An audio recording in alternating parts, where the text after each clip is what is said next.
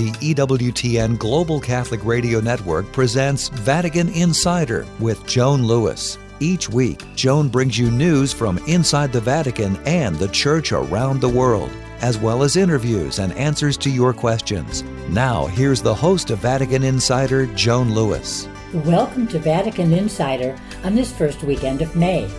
As you know, after the news highlights and the Q&A, I feature a guest in the interview segment. My guest this week is Jacob Stein, a native of Omaha, Nebraska, who is working on his licentiate in dogmatic theology at the Angelicum in Rome. He has a fascinating story and a passion he will share with you. That passion is called Crux Stationalis. Jacob will tell us about his favorite station churches in Rome and talk about his apostolate as a member of a Roman Archconfraternity that helps the poor and needy and has a special devotion to care for pilgrims. So stay tuned for that. And now the news highlights of the week. Sunday, April 28th. The big story Sunday, of course, was Pope Francis's half-day visit to Venice as the lagoon city hosts the 60th edition of the Venice Art Biennale. The first pope to ever visit the Biennale, he met female inmates at the Judaica Women's Prison, Biennale artists, and young people. The Vatican Pavilion is housed in the Women's Prison. It's entitled With My Own Eyes and is dedicated to the theme of human rights and people living on the margins of society, seeking to draw the world's attention to them. Later, an estimated 10,000 people attended the papal mass at St. Mark's Square. Pope Francis also visited the saint's tomb in the basilica named for him. Venice has given 3 popes to the Church, including Pius X and John Paul I, who died in 1978. Notwithstanding health and mobility issues, Pope Francis seemed energized during his 5-hour visit, transported on land and sea by wheelchair, golf cart, and motor launch. At the women's prison, he greeted inmates, prison staff, security, and volunteers one by one. He highlighted the great difficulties of prison life, but also said that prison can offer a time for moral and physical rebirth. He also addressed Biennale artists in the Church of La Maddalena in the prison facility. And then there were some remarkable words to young people. Turn off the TV and open the gospel. Set aside your smartphone and encounter people. You are not a digital profile. You are children of God. Whenever you feel down, change perspective. The only time you should look down on others is because you are there to help them get up. We are beautiful and fragile, a bit like Venice. The Pope apologized for his lengthy speech, asking youth if they were bored.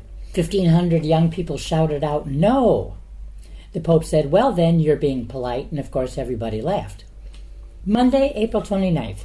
Pope Francis addressed the Canossian Sons of Charity, also known as the Canossian Fathers, and the Montfort Brothers of St. Gabriel, as they gather for their respective general chapters. The Pope highlighted how general chapters are true moments of synodality and grace, to be lived first of all in docility to the action of the Holy Spirit, gratefully remembering the past, paying attention to the present in mutual listening, and in reading the signs of the times and looking to the future with an open and confident heart. Also Monday, the Holy See Press Office released the itinerary for Pope Francis's one-day pastoral visit to Verona on May 18th, the eve of Pentecost. He will meet with the local church, children, prisoners, and will celebrate Mass. Tuesday, April 30th, the Vatican released Pope Francis's prayer intention for the month of May, for the formation of men and women religious, and for seminarians. In his video message, Francis said every vocation is a diamond in the rough that needs to be polished, worked, and shaped on every side. He notes that a good priest, sister, or nun must above all be a man, a woman who is formed and shaped by the Lord's grace. These are people who are aware of their own limitations and who are willing to lead a life of prayer, of dedicated witness to the gospel. Wednesday, May 1st, Feast of St. Joseph the Worker, was a holiday in the Vatican, although Pope Francis did preside at the weekly general audience. In Italy, May 1st is Labor Day and a holiday throughout the country, as it is in about 80 nations around the world. The general audience took place in the Paul VI Hall instead of St. Peter's Square due to rain. Pope Francis focused on the virtue of faith, the first of the theological virtues of faith, hope, and charity. Without the three theological virtues, he began, we would not have eyes that see even in the dark. We would not have a heart that loves even when it is not loved. We would not have a hope that dares against all hope. He held up Abraham, Moses, and especially the Virgin Mary as preeminent examples of faith-filled people. Faith, he said, is the happiest gift, the only virtue we are permitted to envy, precisely because it triggers grace in us and opens the mind to the mystery of God. At the end of the audience, the Holy Father expressed closeness to all those affected by the severe floods that have devastated Kenya. He also denounced the arms industry and those profiting from death, as he prayed for victims of war in Ukraine, Palestine, Israel, and Myanmar. Thursday, May 2nd, Pope Francis sent a letter to parish priests taking part in the international meeting Parish Priests for the Synod, in which he underscored that the Church could not go on without their love, faith, and dedication. Some 300 parish priests from around the world gathered this week in Sacrofano outside of Rome for the 5-day meeting dedicated to listening, prayer, and discernment to answer the question of how to be a local synodal church on mission. The meeting ended Thursday. Francis acknowledged the great diversity of the realities facing pastors, noting that bringing their diverse perspectives and experiences enriches the process of synodality. Parish priests, he insisted, know from within the life of God's people, including their joys, hardships, resources, and needs.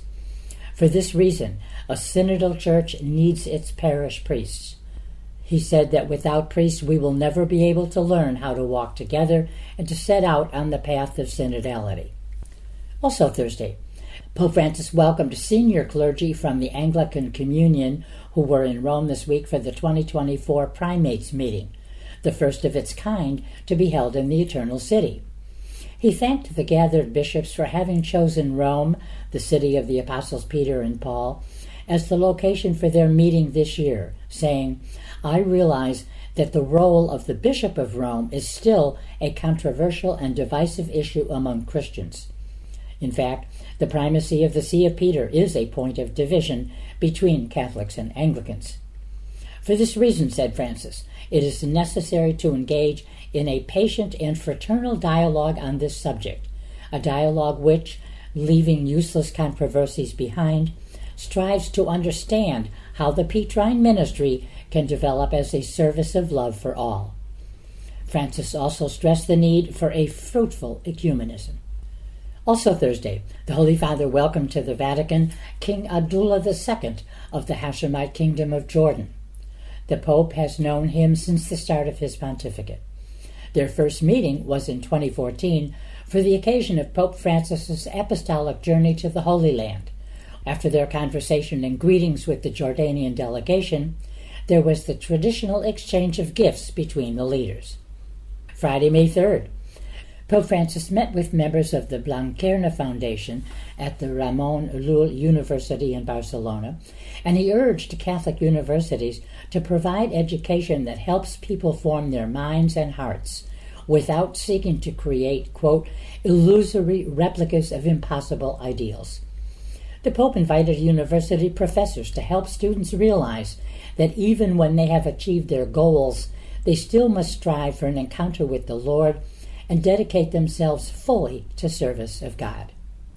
Also Friday, meeting with the National Vocational Training Confederation, CONFAP, Pope Francis encouraged the Italian Catholic Network to focus its attention on young people from disadvantaged backgrounds who are marginalized by the job market and feel rejected by society.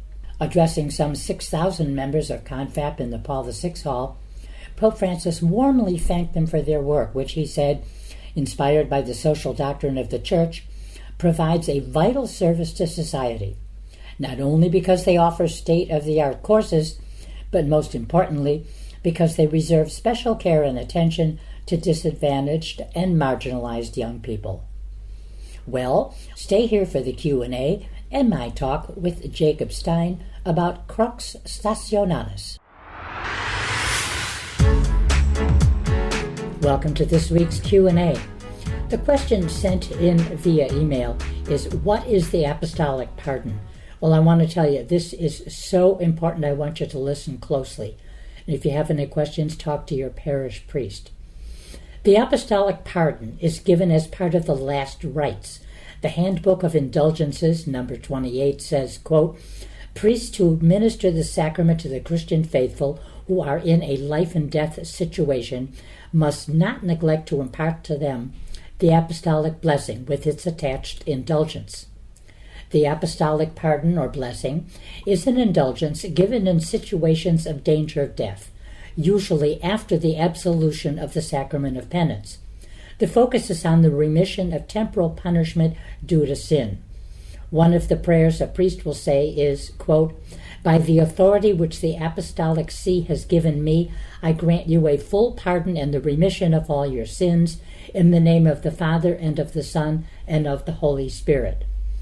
But if a priest cannot be present, Holy Mother Church lovingly grants such persons who are rightly disposed a plenary indulgence to be obtained at the approach of death, provided they regularly prayed in some way during their lifetime. The use of a crucifix or cross is recommended in obtaining this plenary indulgence.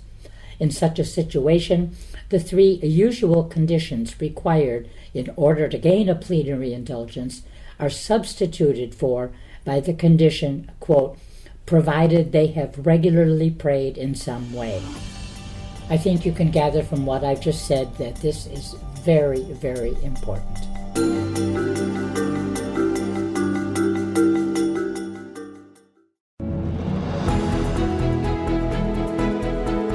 Discover the beauty, truth, and goodness of the Church.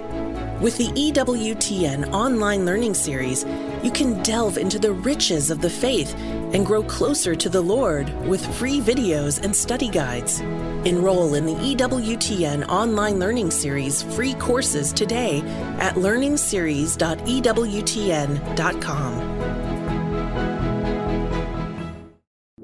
This is a Pro-Life Minute with doctors Stephen and Gracie Christie. Okay, so pro-choicers say that an embryo might technically be alive, but so's an acorn or a tomato or a jellyfish, and we don't worry about those lives. Do you also fret over killing jellyfish? Okay, a jellyfish or an acorn or a tomato is a thing. An embryo or fetus is a human being, and all human beings, unlike things, have inherent dignity and immense intrinsic value, irrespective of their capacities. Surely you're not going to argue that all living things have equal intrinsic value, that there would be no difference between killing, for example, a 2-year-old cow or a 2-year-old child. Clearly, that's not the case. We simply do not kill innocent human beings.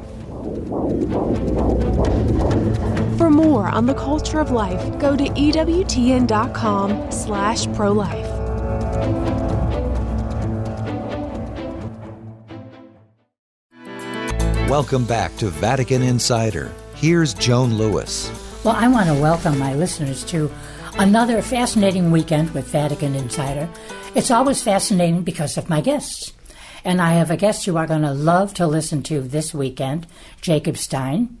And I'm going to welcome him right now. He's going to tell you about his studies in Rome. He's going to tell you about a site he's created and his very exciting work. So, Jacob, welcome. Thank you, Joan, for having me. It's a great joy to be with you and to discuss this work in Rome as someone who lives here on the streets of Rome and has been here for quite some time. I've been here since 2015, and that was actually the second time I've been in Rome. I studied in Rome as a seminarian just for a semester abroad, and that introduced me to the city, to my university, and then it's what brought me back again in 2015. Well, I have to do full disclosure, and I told Jacob that I would be doing this.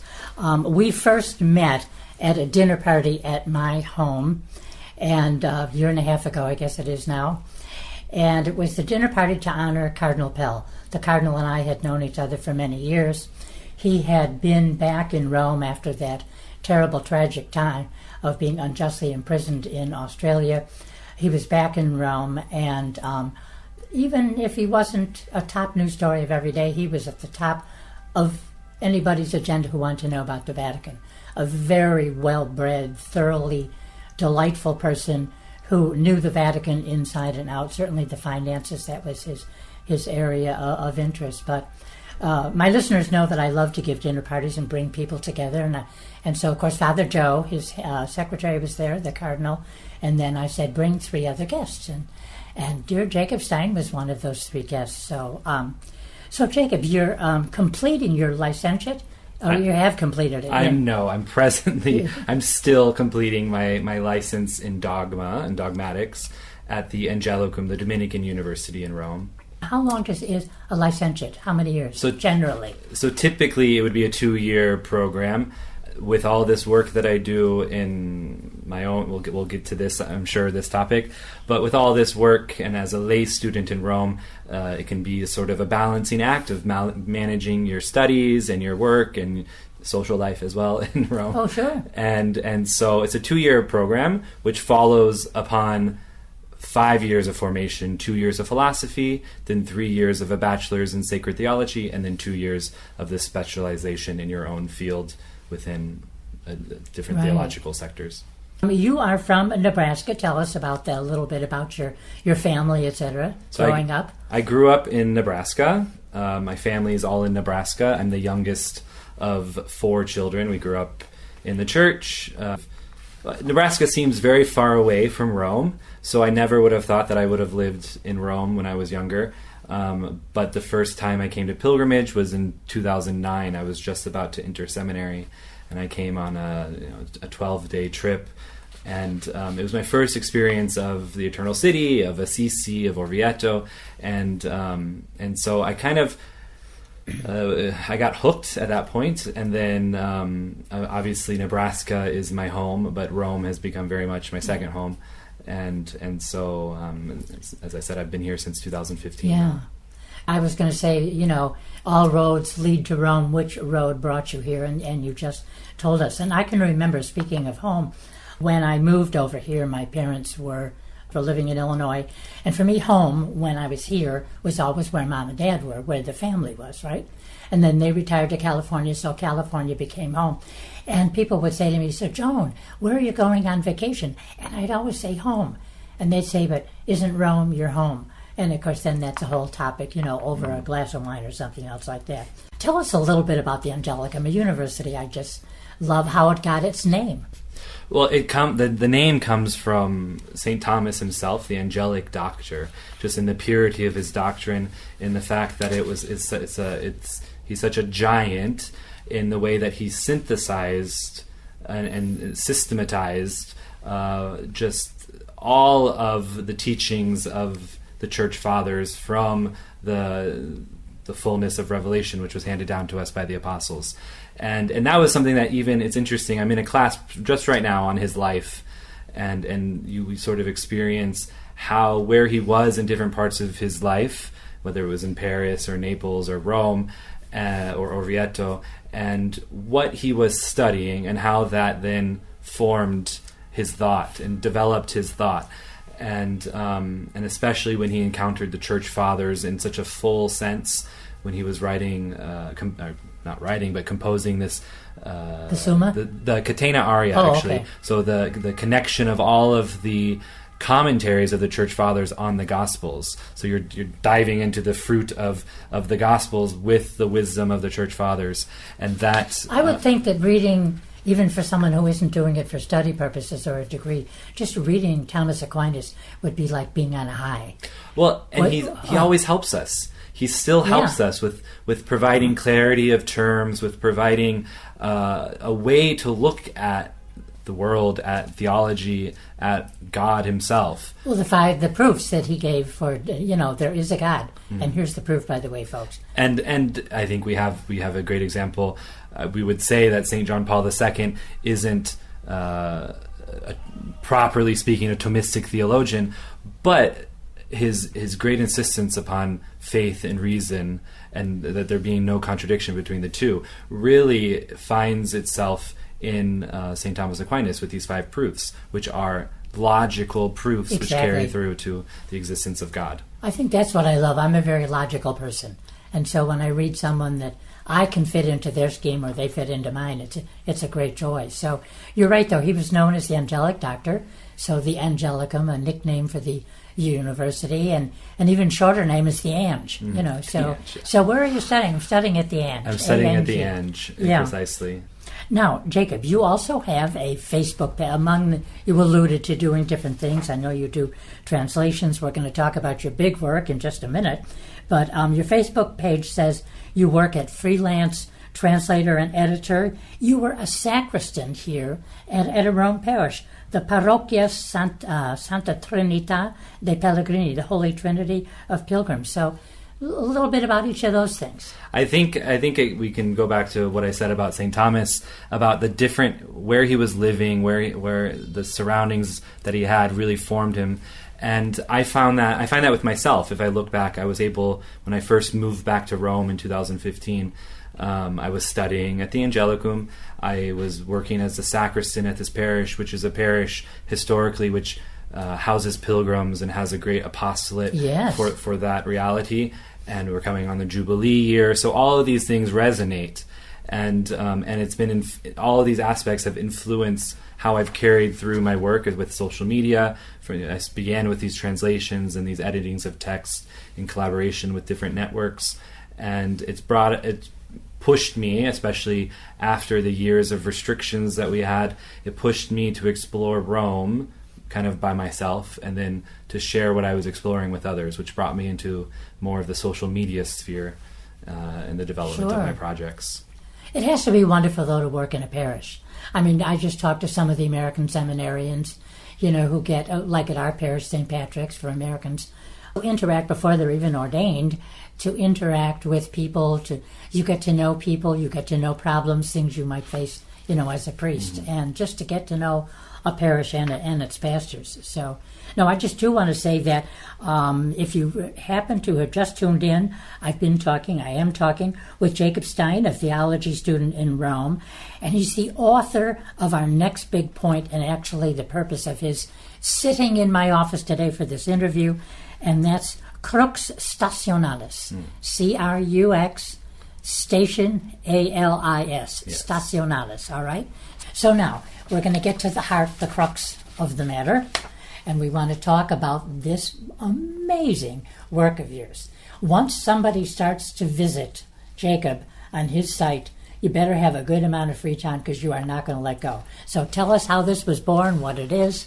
So Crux Stationalis, it means, in essence, station cross.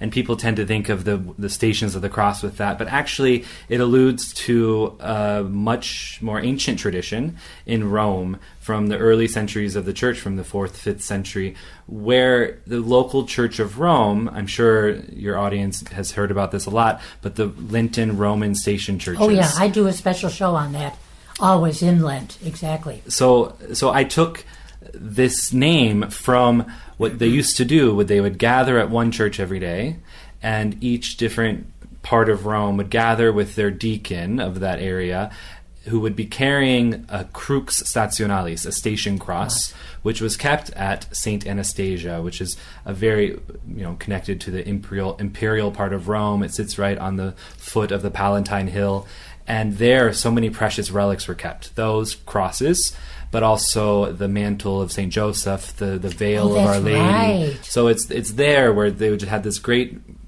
wealth of relics.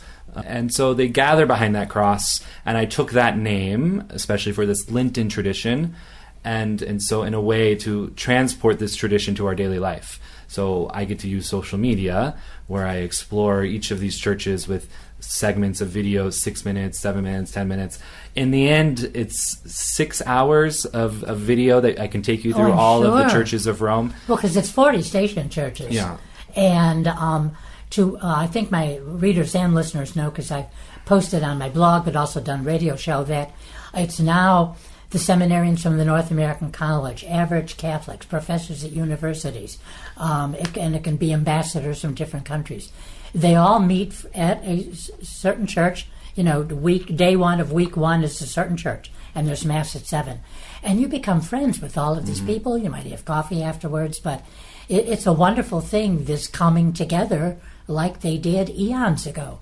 And it was something which was it was a tradition which was lost in a way, with the Avignon papacy, and then with the reunification of Italy and the restrictions on the church in Rome. And it wasn't until the Lateran Treaty came about in 1929 that then there was a greater freedom. But even then, it was one Monsignor, who was a great friend of the Pope, who resurrected this tradition. But even then, it was John the 23rd, who began again in the late 50s. I think it was 1959. Was the first year that he went to Santa Sabina, which is the first Roman station church during Lent on Ash Wednesday. And the tradition has just been growing since then. And so we have, as you said, the North American college who goes there in the morning. I join the Romans in the evening. It was my way of, being a foreigner in this city. This is my way of being most connected to the local church. Oh, sure, the parishioners. And by the way, we must say, you mentioned relics a few minutes ago at St. Anastasia, but most of the churches have some important relic or two or five, and they kind of, sometimes they're in the back room and they're brought out just for Mass on the station day of that church. Precisely. And in the evening, sometimes, or actually most every station church, we process, we sing the Litany of the Saints in a way which the morning Masses just don't allow, because the seminarians need to get there, and they need to get done, they need to get to universities. Well, everybody's got to get to work or teaching or whatever. But that means sometimes also the sermon in the evening can be quite long. So that's always adds to the sort of, as we'd say, the penitential nature of making of Lent. Yes, right, so. Exactly. Well, that's all the time today with Jacob Stein. But come back next week when we look at his ministry, if you will, Crux Stationalis. He tells us about his favorite station churches and talks about a special apostolate he has as a member of a Roman Archconfraternity that helps the poor and needy in Rome, and has a special devotion to care for pilgrims. For more information on these stories, or to check out Joan's blog and to ask her a question, go to EWTN.com. That's EWTN.com. Thanks for listening to Vatican Insider on the EWTN Global Catholic Radio Network.